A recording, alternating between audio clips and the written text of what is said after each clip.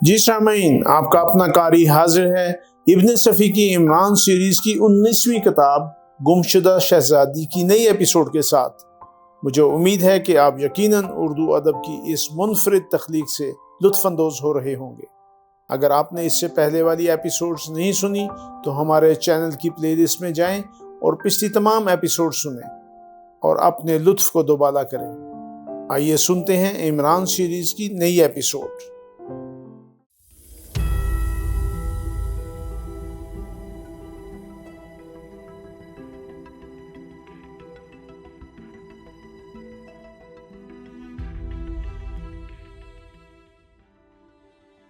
دوسری صبح ڈیکسٹرلنگ اور عمران ایک بلی کے بچے کو بغور دیکھ رہے تھے۔ ڈیکسٹرلنگ کے چہرے پر حیرت کے آثار تھے۔ کبھی وہ عمران کی طرف دیکھتا تھا اور کبھی بلی کے بچے کو۔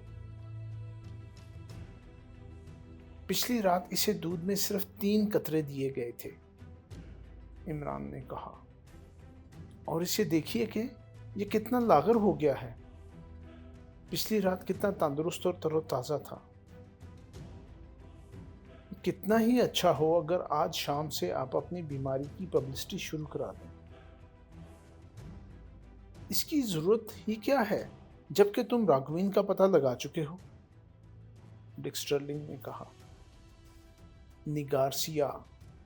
نگارسیا کا سراغ ملے بغیر راگھوین پر ہاتھ ڈالنا فضول ہے۔ تم مجھے بتاؤ۔ صبر، عمران ہاتھ اٹھا کر بولا۔ کیا راگھوین ایسا ہی آدمی ہے جس سے نگارسیا کے متعلق کچھ اگلوایا جا سکے؟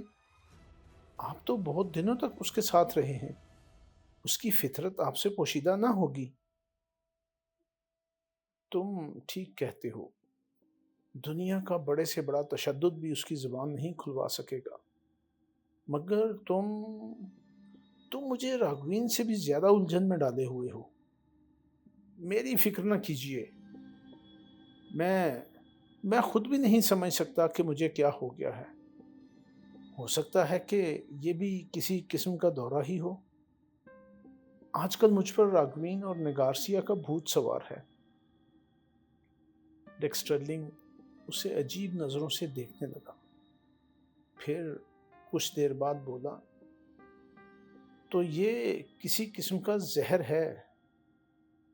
100% پاپا مائی ڈیئر، آہستہ آہستہ اثر کرنے والا زہر، اور میرا خیال ہے شاید لاش کے پوسٹ مارٹم کی رپورٹ میں اس کا ذکر بھی نہ ملے۔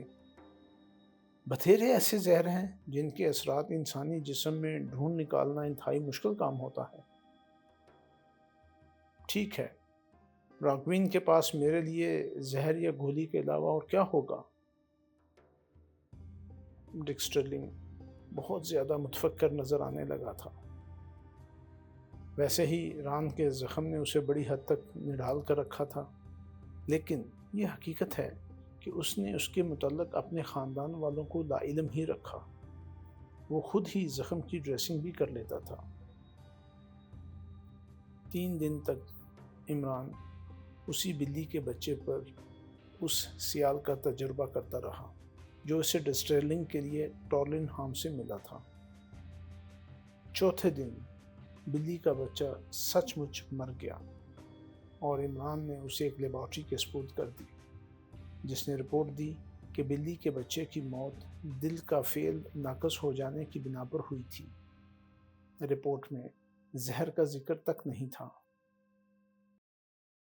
اس دوران میں عمران بلیک زیرو کو ٹورلنہام کے پیچھے لگائے رہا۔ روشی سے بھی مختلف اوقات میں مختلف رپورٹیں ملتی رہیں۔ بہرحال دونوں کی رپورٹوں کا محاصل یہ تھا کہ ٹورلنہام کی کوئی ایک مخصوص قیام گاہ نہیں ہے۔ شہر میں اس کے تقریباً نصف درجن ٹھکانے تھے، ممکن ہے اس سے زیادہ بھی رہے ہوں۔ ابھی تک کی رپورٹ سے نصف درجن کا علم ہو چکا تھا۔ روشی بھی بہت تندہی سے کام کر رہی تھی اور اسے عمران کی ہدایت کے مطابق ٹورلنہام کی قیام گاہوں میں ایک لڑکی کی تلاش تھی، اور اسی دوران میں ڈک سٹرلنگ کی علالت کا بھی چرچا ہوتا رہا۔ ان دنوں شہر کی عجیب حالت تھی۔ کسی سرکاری مہمان کا اس طرح غائب ہو جانا معمولی بات نہیں تھی۔ گو محکمہ سراغرثانی کو نگارسیا کی تلاش سے روک دیا گیا تھا، مگر پولیس جس عمارت پر بھی شبہ کرتی کسی رو رعایت کے بغیر اس کی تلاشی لے ڈالتی۔ محکمہ سراغرثانی کے لیے ابتدائی احکام عمران ہی نے جاری کرائے تھے۔ اگر جولیا سے ایک حماقت سرزد نہ ہوتی تو اس کی ضرورت ہی پیش نہ آتی۔ عمران اپنی لائنوں پر کام کرتا رہتا اور محکمہ سراغرثانی اپنی لائنوں پر۔ دونوں میں ٹکراؤ کا کوئی امکان ہی نہیں تھا۔ ظاہر ہے کہ محکمہ سراغرثانی کو ڈک سٹرلنگ والے معاملے کا علم ہی نہیں تھا، لہٰذا ایسی صورت میں عمران کا راستہ صاف ہی تھا۔ مگر جولیانا فٹر واٹر نے فیاض کو عمران کے متعلق اطلاع دے کر یہ نئی الجھنیں پیدا کر دی تھی۔ ڈک سٹرلنگ نے کوٹھی کے بیرونی برآمدے میں بھی آنا ترک کر دیا تھا اور وہ حقیقتاً ایک بہت زیادہ بیمار آدمی کا رول ادا کر رہا تھا۔ خود اس کے خاندان والے بھی یہی سمجھتے تھے کہ وہ بہت زیادہ بیمار ہو گیا ہے۔ صبح سے شام تک ڈاکٹروں کا تار بندھا رہتا، لیکن مرض کسی کی بھی سمجھ میں نہ آتا۔ ڈک سٹرلنگ کی بیوی اور اس کی دونوں لڑکیاں بے حد پریشان تھیں۔ عمران انہیں بہلانے کی کوشش کرتا رہا، لیکن بے سود۔ ایک شام ڈک سٹرلنگ نے کہا، آخر یہ سلسلہ کب تک جاری رہے گا؟ بہت جلد ختم ہو جائے گا۔ دفعتاً ڈک سٹرلنگ اٹھ کے بیٹھ گیا۔ عمران نے حیرت سے دیکھا کہ اس کے ہاتھ میں دبے ہوئے ریوالور کا رخ اسی کی طرف تھا۔ یہ دونوں اس وقت خوابگاہ میں تھے اور دروازہ بند تھا۔ میں تمہیں اچھی طرح پہچان گیا ہوں، ڈک سٹرلنگ دانت پیس کر بولا۔ فضول باتیں نہ کرو، عمران برا سا منہ بنا کر بولا۔ ریوالور رکھ لو، اگر تم نے اس قسم کی حرکت کی تو بنا بنایا کھیل بگڑ جائے گا۔ تم راکوین کے آدمی ہو، ڈک سٹرلنگ کسی سانپ کی طرح پھپکارا۔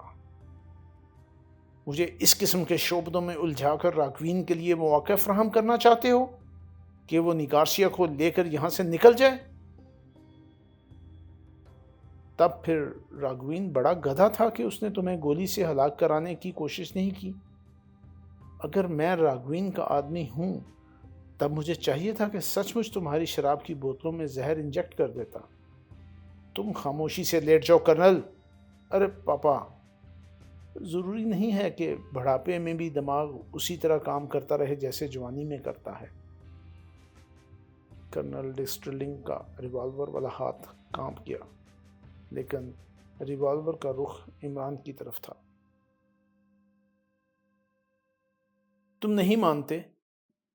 اچھا تو فائر کرو مجھ پر، عمران مسکرا کر بولا۔ تم سمجھتے ہو شاید میں شور کے خیال سے فائر نہ کروں گا، ڈک سٹرلنگ نے زہریلے لہجے میں کہا۔ یہ ریوالور بے آواز ہے۔ یہ تو بڑی اچھی بات ہے، ریوالور کی آواز سے مجھے اختلاج ہونے لگتا ہے۔ چلو شروع ہو جاؤ، عمران نے ہنس کر کہا اور ڈک سٹرلنگ کا پارا چڑھ گیا۔ پہلا فائر ہوا اور چینی کا ایک بڑا سا گلدان شہید ہو گیا۔ ہاتھ بہک گیا پاپا، عمران سر ہلا کر بولا۔ پھر کوشش کرو۔ اس بار ڈک سٹرلنگ نے جھلا کر پے در پہ فائر جھونک دیے، لیکن عمران برابر سنگ آرٹ کا مظاہرہ کرتا رہا۔ کوئی گولی اس کے لباس کو بھی نہ چھو سکی۔ ڈک سٹرلنگ منہ کھولے ہوئے کسی چوپائے کی طرح ہانپ رہا تھا۔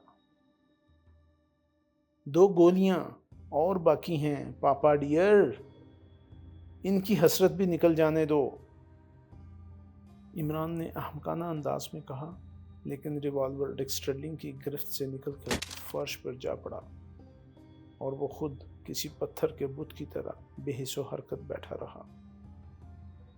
अब तो ऐसा मालूम हो रहा था जैसे उसकी सांसें भी रुक गई हों। इमरान ने झुककर रिवॉल्वर उठाया और उसे उसकी तरफ बढ़ाता हुआ बोला,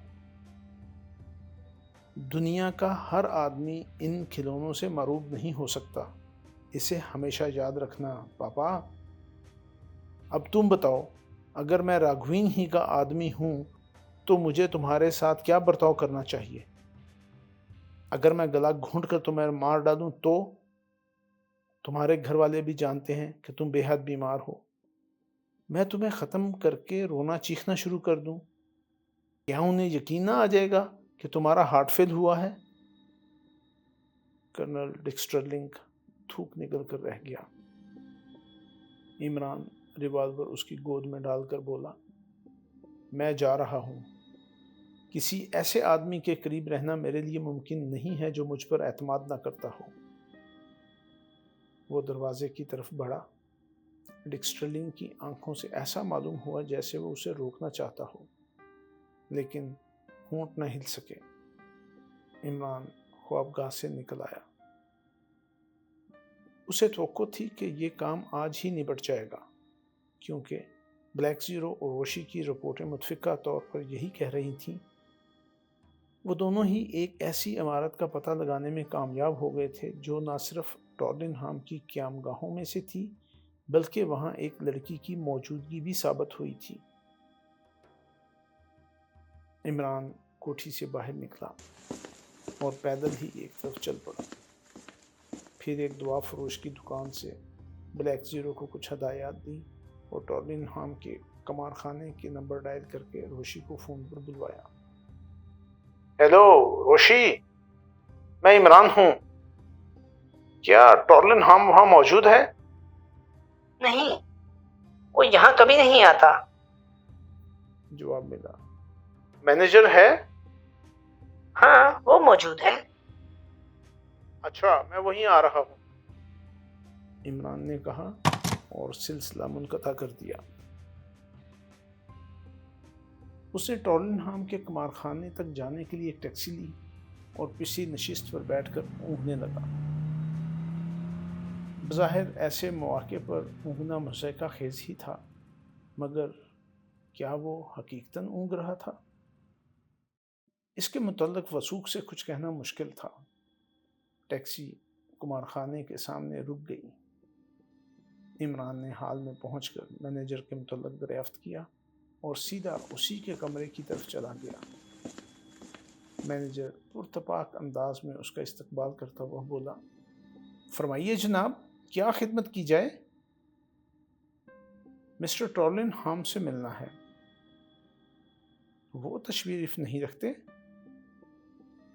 जहाँ कहीं भी हों उन्हें फ़ोन पर इतला दीजिए कि टोनी टॉम हिल्स फ़ौरन मिलना चाहता है। अच्छा ठहरिए, मैं देखता हूँ, मैनेजर ने कहा और फ़ोन का रिसीवर उठाकर नंबर डायल करने लगा। उसने किसी से गुफ्तगू करके इतला दी कि टोनी टॉम हिल्स नाम का एक आदमी बॉस से मिलना चाहता है। फिर वो कुछ देर तक रिसीवर कान से लगाए बैठा रहा। फिर बोला, हेलो, जी हाँ, मिलना चाहता है।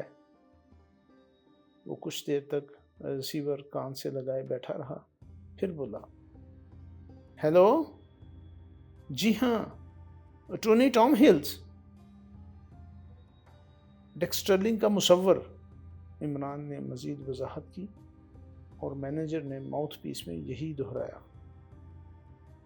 फिर थोड़ी देर बाद उसने रिसीवर रख कर इमरान से कहा, मिस्टर टॉरलिनहाम इस वक्त सफदर लेन की कोठी नंबर 51 में है, आप वहीं उनसे मिल सकते हैं।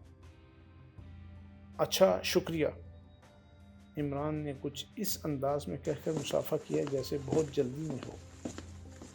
बाहर आकर उसने फिर टैक्सी की और सफदर लेन की तरफ रवाना हो गया। सफदर लेन की 91वीं कोठी के मुतालिक उसे मालूम हुआ था कि वहाँ एक लड़की भी है, लेकिन ब्लैक ज़ीरो और रोशी ये नहीं बता सकते थे कि उसकी हैसियत क्या है। उनका बयान था कि लिबास तो वो मुलाजमत जैसा पहनती हैं, لیکن رکھ رکھاؤ سے کوئی غریب لڑکی نہیں معلوم ہوتی۔